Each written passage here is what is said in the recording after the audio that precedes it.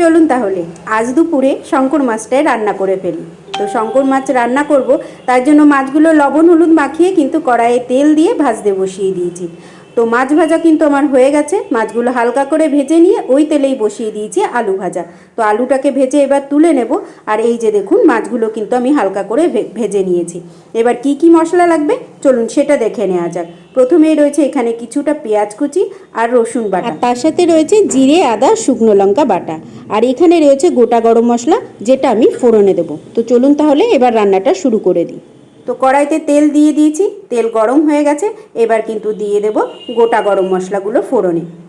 তো এইবার কিন্তু এর মধ্যেই দিয়ে দেব পেঁয়াজ কুচি। তো পেঁয়াজ কুচিগুলো দিয়ে হালকা একটু লবণ আর হলুদ দিয়ে আমি একটুখানি ভেজে নেব। পেঁয়াজটা কিন্তু আমার ভাজা হয়ে গেছে। এর মধ্যেই দিয়ে দিলাম রসুন বাটা। এবার পেঁয়াজ আর রসুন বাটাটা দিয়ে ভালো করে আরও খানিকক্ষণ ভেজে নেব। পেঁয়াজ আর রসুনটা কিন্তু ভাজা ভাজা হয়ে গেছে। এর মধ্যে বাকি মশলাগুলো এবার দিয়ে দিলাম, জিরে শুকনো লঙ্কা আর আদা বাটা। এবার এই মশলাটা দিয়ে লবণ হলুদ দিয়ে আরেকটু টাইম কষিয়ে নেব। তো অল্প একটু বাটি ধুয়ে জল দিচ্ছি, না হলে মশলাটা পুড়ে যেতে পারে। তো তার জন্য অল্প একটু জল দিয়ে আর লবণ হলুদ দিয়ে এবার মশলাটা কষিয়ে নেব। মশলাটাকে কিন্তু আমি ভালো করে কষিয়ে নিয়েছি। দেখুন একদম কিন্তু তেল ছেড়ে দিয়েছে। এরপর এর মধ্যে দিয়ে দেবো ভেজে রাখা মাছগুলো। তো ভেজে রাখা মাছগুলো দিয়ে আরও বেশ খানিকক্ষণ কষিয়ে নেব।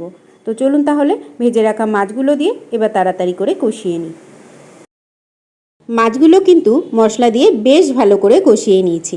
এরপর এর মধ্যে দিয়ে দেব ভেজে রাখা আলুগুলো। তো ভেজে রাখা আলুগুলো দিয়ে আরও কিছুক্ষণ কিন্তু আমি কষিয়ে নেব। মাছ দিয়ে আলু দিয়ে মশলা দিয়ে পুরো কষানো কিন্তু আমার কমপ্লিট। এবার এর মধ্যে দিয়ে দেব পরিমাণ মতন জল। তারপরে জল ফুটে উঠলেই ওর মধ্যে দিয়ে দেব সামান্য গরম মশলার গুঁড়ো। তাহলেই কিন্তু তৈরি আমার শঙ্কর মাছ। তো চলুন তাহলে ঝোল ফুটে উঠলে নামানোর সময় আবার আপনাদের ফাইনাল লুকটা দেখাচ্ছি কেমন হয়েছে। তো ঝোল কিন্তু শুকিয়ে গেছে। এবার গরম মশলার গুঁড়ো দিয়ে নামিয়ে নেব। তো এই হচ্ছে কিন্তু আমার শঙ্কর মাছের ফাইনাল লুক। তো কেমন হয়েছে সেটা কিন্তু অবশ্যই জানাবেন।